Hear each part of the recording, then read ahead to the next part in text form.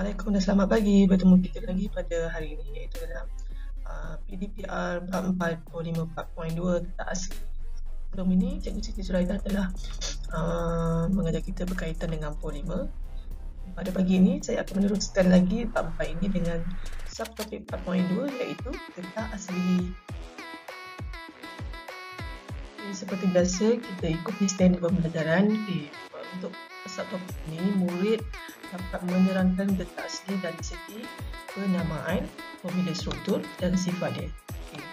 Dah tahu, murid-murid mesti dapat tahu penamaan, pemilihan struktur dan sifat dia, itu yang pertama. Yang kedua, murid dapat mengeksperimen, iaitu dapat mengeksperimen cara untuk penggumpalan lateks. Macam mana lateks boleh menggumpal. Yang ketiga, murid dapat menerangkan proses pemvulkanan getah dengan menggunakan sulfur melalui eksperimen aktiviti. Dan yang terakhir, murid dapat mengkaji sifat kekenyalan getah tervulkan dan getah tak tervulkan melalui eksperimen. So, di sini ada 5 standard pembelajaran yang murid akan perolehi dalam subtopik ini. Okey, kita tengok dulu getah dan sejarah dia. Okey, getah ni nama saintifiknya adalah Hevia brasiliensis, iaitu yang telah dibawa ke Malaysia pada tahun 1877 dan seterusnya berkembang dalam komuniti negara kita sehingga kini. Okey, antara ekspor utama Malaysia adalah susu getah ni, iaitu sarung tangan, getah, kondom dan ketesa.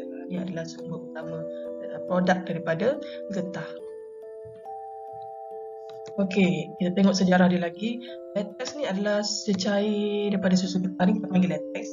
Dia berwarna putih, iaitu diperoleh daripada pokok apabila kulit pokok getah ditoreh. Kalau perhatikan dekat gambar ni, kalau kita toreh pokok ni, dekat batang pokok getah ni akan keluar satu cecair berwarna putih. So, cecair berwarna putih ni kita panggil lateks. Getah dalam lateks ni adalah sejenis polimer semula jadi. Kita belajar sebelum ni dalam bab polimer. Ini adalah polimer semula jadi yang dipanggil polyisoprena. Okey, kalau perhatikan ni adalah struktur polimer bagi getah. Di gambar rajah polimer getah lah. Ada negative charge dalam bentuk polimer ni. Ini adalah struktur polimer getah tu. Nama polimer getah ni adalah polyisoprena. Ikatan ganda 2. Yang ni monomer dia. Ini monomer dia panggil isoprena. Ada 2 ikatan ganda 2. C 1 CH3. Ini adalah monomernya dan ini adalah polimernya. Monomer getah tadi adalah isoprena atau nama ioprik dia kita panggil methyl boat 1,3 diena. Kenapa diena? Sebab ada 2 ikatan ganda 2 tadi. And then methyl sebab ada cabang. Dekat karbon nombor 2. Boat sebab ada rantai panjang 4 karbon. Membran protein lateks ni bercas negatif. Pada kita tadi gambar tadi ada cas negatif pada permukaan luar getah tu. Ini menyebabkan zarah-zarah getah menolak sebab dia sama cas iaitu negatif, akan menolak dan mengelakkan getah daripada menggumpal disebabkan penolakan cas negatif. Ciri-ciri getah asli ni bergantung pada polimer getah. Ciri-ciri dia bergantung pada polimer getah. Polimer ester ni dikatakan semula jadi. Getah ni ada polimer semula jadi. Kewujudan ikatan ganda 2 pada karbon dengan atom karbon pada struktur polimer getah mempengaruhi daya tahan getah asli terhadap pengoksidaan oleh udara. Maksudnya daya tahan getah terhadap pengoksidaan kadar udara ni dipengaruhi oleh ikatan ganda 2 oleh karbon dengan karbon. Okey, berikut adalah ciri-ciri bagi getah asli, getah semula jadi. Yang pertama, lembut pada suhu bilik. Waktu sekarang ni dia lembut. Kenyal, iaitu anjak, itu dia dapat diregang dan dikembalikan pada keadaan asal selepas dilepaskan. Itu maksud kenyal. Tidak tahan haba pada suhu yang tinggi. Bila kita panaskan, getah asli ni dia akan lembut dan melekit. Bila kita panaskan dengan suhu yang tinggi. Penebat elektrik, getah asli dia tidak boleh mengalirkan arus elektrik sebab dia penebat elektrik yang baik. Kemudian dia mudah dioksidakan. Oksigen dekat udara kat luar tu dia akan tidak panas dengan ikatan ganda 2 yang terdapat pada atom karbon. Seterusnya menyebabkan getah asli ni mudah dioksidakan. Yang seterusnya reaktif pada bahan kimia, dia mudah bertindak balas dengan asid alkali dan pelarut organik. atau bila dia bertindak balik dengan asid, dia akan menggumpal. Bila dia akan bertindak balik dengan alkali, dia akan cair, dia akan tidak menggumpal. Okay. Kalis air maksudnya getah asli tidak terletak pada air. Okay, ini adalah kegunaan getah asli. Produk-produk yang dihasilkan oleh getah asli, yang pertama tayar kereta, tayar lori, tayar motor, boot kasut, getah, sarung tangan, tapak kasut dan banyak lagi kalau kita perhatikan dekat kehidupan kita ni yang menggunakan produk yang dihasilkan daripada susu getah atau latex ni. Terusnya kita tengok proses penggumpalan latex. Okay, macam mana latex tu boleh menggumpal. Okay. Latex kita kumpulkan dalam bentuk cair. Latex ni adalah dalam bentuk cair pada pokok getah tu. Untuk proses dibiarkan, dia akan menggumpal sekiranya dibiarkan selepas getah tersebut dipupuk sehari selepas proses pendorehan. Okay, pengumpulan latex dalam bentuk cair ini disegerakan supaya mengelakkan dia terdedah pada udara dan dia akan menggumpal. Sebab tu kalau tengok penoreh getah, dia akan melakukan proses pendorehan dengan cepat, okay, untuk mengelakkan susu getah ni membeku atau menggumpal.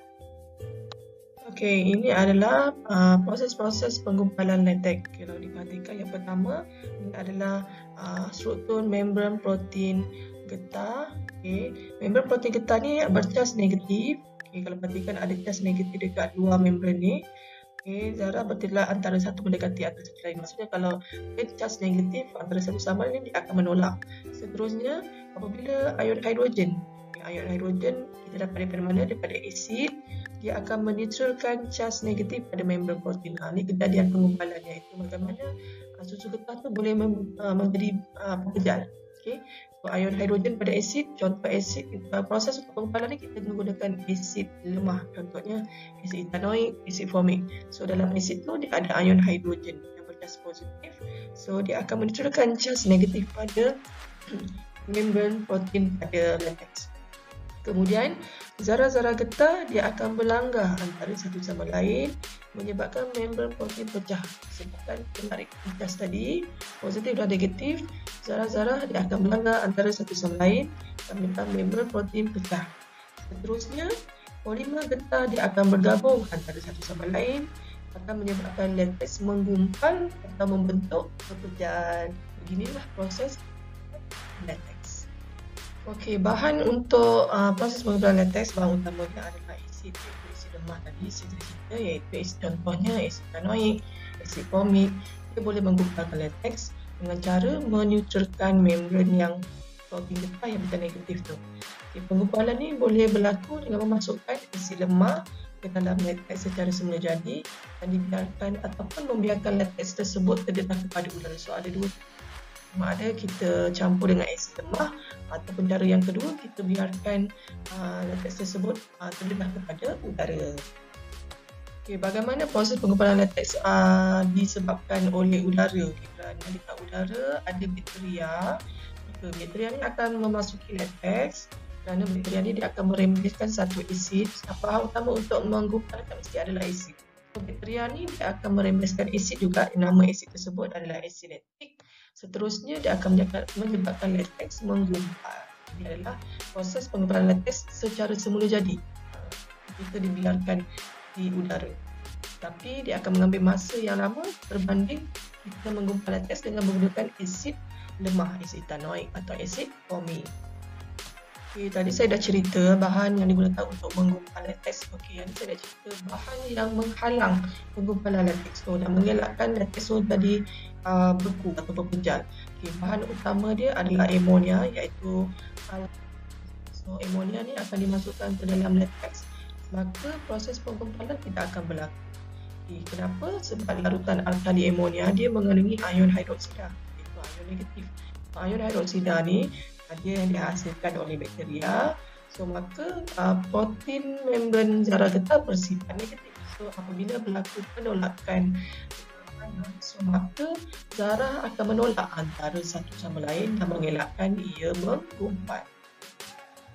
Okay, kemudian mari kita saksikan pula apa itu pembulkanan getah. Okay. Getah asli ni sifatnya lembut, lembut dan mudah dioksidakan apabila dia terdedah kepada udara. So, keadaan ini menyebabkan getah asli tidak dapat digunakan dalam keadaan atau posisi tertentu. Maka ciri-ciri getah asli ini kita boleh tingkatkan dia. Kita boleh bagi dia kuat dan keras melalui proses pembulkanan. Maksud dekat sini proses pembulkanan nak bagi getah asli itu lebih kuat. Okay. Pembulkanan ni adalah proses penghasilan getah yang lebih kenyal dan berkualiti melalui penghasilan rangkai silang antara rangkai polimer. Maksudnya kat sini pembulkanan ni dia akan menghasilkan rangkai silang dalam polimer struktur getah asli sebelum ni.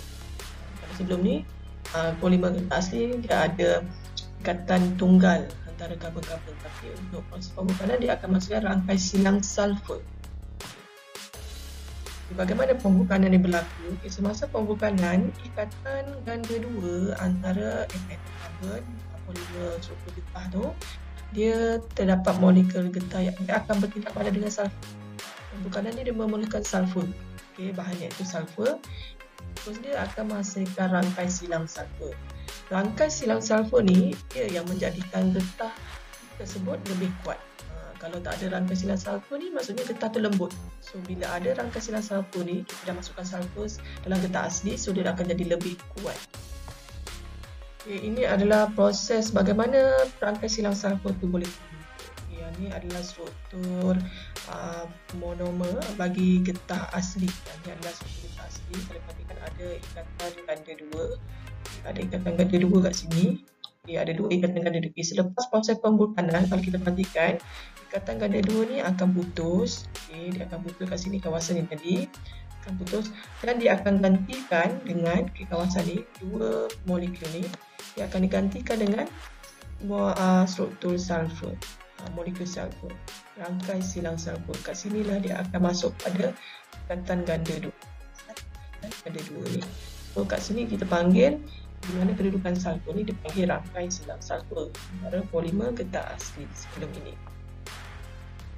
Kita tengok apa itu Charles Goodyear. Kita tengok Goodyear. Kita pernah familiar perkataan Goodyear ni kan pada getah, pada tayar kereta kan, tayar motor. Nama dia Charles Goodyear ni iaitu pada tahun 1800 hingga 1860 dia adalah individu. Ni orang ni tengok gambar orang sebelah ni, individu yang menemukan dan mempatentkan proses pembulkanan pada tahun 1894. Dia yang menemukan proses pembulkanan ni adalah Charles Goodyear. Sebab tu kita tengok kalau pada tayar ada nama Goodyear kan, sebenarnya itu adalah nama individu ni yang menemukan proses pembulkanan pada tahun 1844. Pembulkanan dengan menggunakan sulfur ni merupakan kaedah paling utama yang digunakan untuk memastikan getah terbukan daripada getah asli. Namun begitu, kaedah pembulkanan ni tidak dapat digunakan untuk jenis getah tertentu. Hanya getah tertentu sahaja, terutama getah sintetik yang tidak mengandungi ikatan ganda dua. Maksud kat sini, pembulkanan hanya digunakan untuk getah yang mengandungi ikatan ganda dua. Bagi yang getah tak mempunyai ikatan ganda dua, pembulkanan alternatif kita akan jalankan. Ada satu lagi teknik dipanggil pembulkanan alternatif. Apa itu teknik pembulkanan alternatif? Iaitu digunakan getah terbukan tanpa menggunakan sulfur. Itu maksudnya pembulkanan alternatif, dia tak menggunakan sulfur. Dia bebas sulfur dan lebih mesra alam berbanding getah terbukan yang mengandungi sulfur. Ini adalah kaedah yang digunakan untuk pembulkanan alternatif yang menggunakan sinaran, peroksida serta logam oksida. Tiga alternatif yang digunakan dalam pembulkanan alternatif. Seterusnya kita tengok apa sifat-sifat getah terbuka ni. Getah terbuka ni mempunyai ciri-ciri yang berbeza daripada getah tak terbuka ataupun getah asli disebabkan ada rangkai silang sulfur tadi. Pembukaan rangkai silang sulfur ni dia akan mengurangkan ikatan ganda dua. Ikatan ganda dua tadi akan dikurangkan dalam getah asli. Dia akan menyebabkan getah terbuka sulfur ni susah untuk dioksidakan, sukar dioksidakan. Maksudnya kat sini getah terbuka ni dia tidak mudah rosak berbanding getah asli yang tak ada rangkai silang sulfur. Sifat getah terbuka ni apabila dia ada rangkai silang sulfur ni dia akan jadi lebih kuat. Sebab dia akan menghalang polimer getah daripada menggelongsor apabila diregangkan dan dapat kembali semula ke bentuk asas selepas diregangkan. Sebabnya bila kita tambah sulfur pembukanan tadi, kehadiran rangkai silang sulfur ni mempunyai peranan penting. Tenaga haba yang tinggi, apabila kita gunakan tenaga haba tinggi, suhu yang tinggi, maksudnya ke sini untuk memutuskan rangkai silang sulfur ni dia perlukan tenaga haba yang tinggi disebabkan kehadiran rangkai silang sulfur. Kalau diperhatikan, yang ni getah tak terbuka, ni getah asli. Yang ni getah terbuka selepas dicampur sulfur. Nampak kehadiran rangkai silang sulfur antara molekul getah ni. Ini sewaktu diregang, yang ni selepas diregang. Kalau yang ni getah tak terbuka, ni sewaktu diregang, yang ni selepas diregang. So kat sini kita nampak kehadiran rangkai silang sulfur antara struktur getah, molekul getah tu ya, menyebabkan dia lebih kuat. Keadaan ini menjadikan getah terbuka dia akan lebih kenyal lah sebab ada rangkai silang tadi, rangkai silang sulfur, dan tahan haba yang tinggi, tidak mudah melebur, tidak mudah dicairkan. Sifat-sifat unik getah terbuka ini membolehkan pelbagai barangan dihasilkan berbanding getah tak terbuka. Macam-macam produk dihasilkan daripada getah terbuka ni ya. Ini adalah ciri-ciri antara getah vulkan dan getah tak terbuka. Getah terbuka dia lebih kenyal. Kalau getah tak terbuka dia kurang kenyalnya. Getah terbuka lebih keras. Kekuatannya lebih kuat, tinggi. Tahan haba yang lebih tinggi, suhu tinggi, lebih tahan terhadap pengoksidaan berbanding dengan getah tak terbuka, iaitu getah asli. Tamat sudah pembelajaran kita pada pagi ini berkaitan dengan getah asli, subtopik getah asli 4.2. Itu dari mana dalam topik ini kita perlu tahu proses pembulkanan, sejarah getah asli dan proses penggumpalan lateks. Diharap semua pelajar dapat memahami subtopik pada hari ini. Boleh buat latihan untuk lebih pemahaman. Sekiranya tidak faham, boleh bertanya kepada guru sains anda. Assalamualaikum dan selamat sejahtera. Stay safe.